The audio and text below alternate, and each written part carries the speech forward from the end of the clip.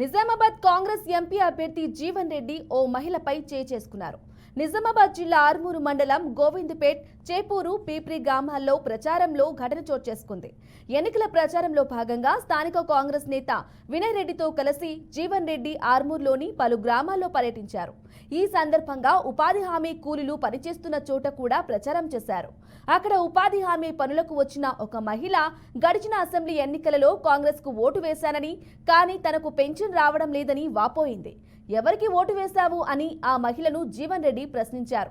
మీకే వేశాను అనగానే వినయ్ రెడ్డి గెలవలేదని, అన్యాయం జరిగిందన్నారు. అయినప్పటికీ తనకు పెన్షన్ రావడం లేదనగానే ఆమె చెంపపై జీవన్ రెడ్డి చేసుకున్నారు. అక్కడే ఉన్న కొందరు ఈ సంఘటనను సెల్ ఫోన్లో వీడియో తీసి సోషల్ మీడియాలో అప్లోడ్ చేశారు.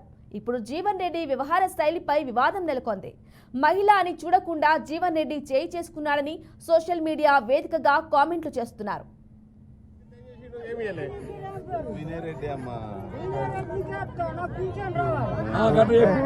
రాకేష్ రెడ్డి కేసినావు కదా, ఒకసారి అడుగు మరి ఆయన నచ్చినప్పుడు గట్టిగా. గెలిపితే ఏం చేసిండు? ఏమి